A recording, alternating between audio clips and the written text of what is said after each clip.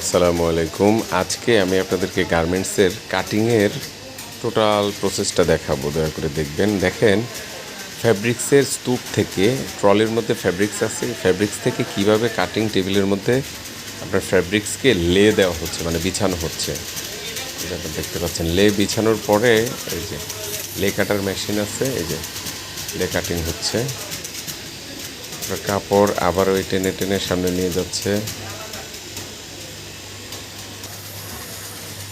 হ্যাঁ, আপনাদের সুবিধার জন্য আমি এবারে যে পিছন থেকে দেখানোর চেষ্টা করতেছি। দেখেন, ফ্যাব্রিক্স যে জায়গাতে থাকে স্তূপ, এইখান থেকে আপনার একদম সোজা সামনে চলে গেছে, টেনে নিয়ে গেছে। এখন এই কাপড়টাকে সবাই মিলে ধরে একদম আপনার ফ্ল্যাট করে বিছিয়ে দেওয়া হচ্ছে। অনেক জায়গায় এটা ফ্যাব্রিক স্প্রেডার মেশিন আছে, সেটাও করা হয়।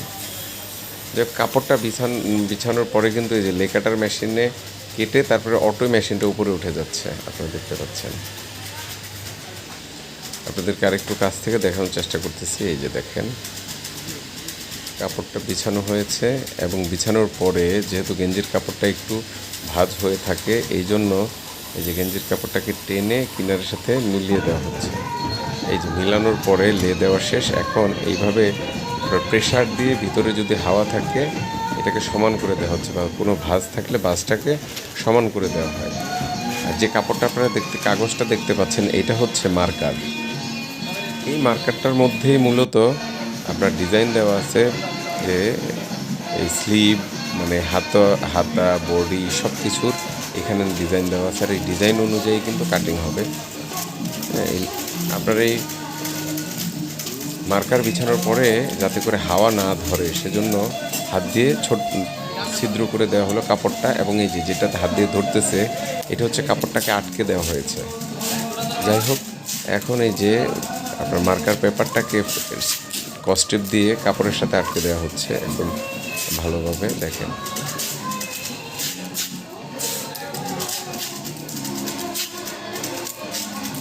মার্কার পেপারটাকে কিন্তু কস্টেপ দিয়ে পুরাটা কাপড়ের সাথে লেয়ের সাথে আটকে দেওয়া হচ্ছে। হ্যাঁ, এখন কমপ্লিট হওয়ার পরে যে এখন লে কাটার কাটিং মেশিন দিয়ে বডি কাটা হচ্ছে। ফার্স্টে আপনার হচ্ছে এই যে লে দেওয়া হয়েছে, লের যে সাইডটা কেটে আপনার সমান করে নেওয়া হচ্ছে। দেখেন, একদম মার্কারের যে বর্ধিত অংশ কাপড়ের সেটাকে কেটে ফেলা হলো।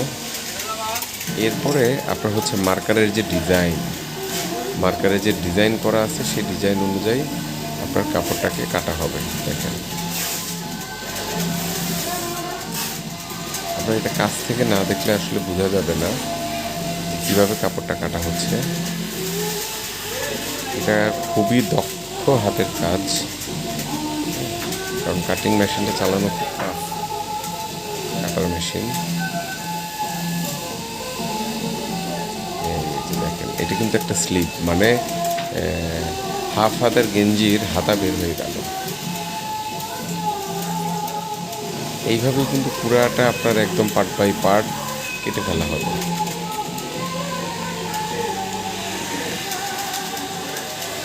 দেখতে পাচ্ছেন, প্রত্যেকটা পার্টকে একদম পার্ট বাই পার্ট কেটে ফেলা হবে।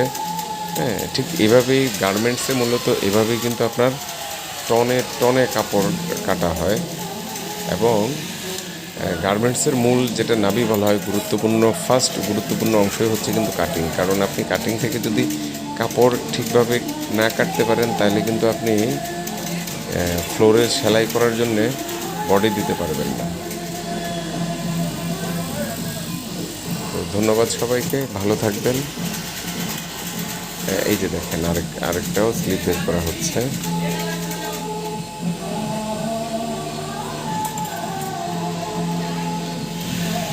এই মেশিনটার যে ব্লেড, অত্যন্ত ধারালো ব্লেড।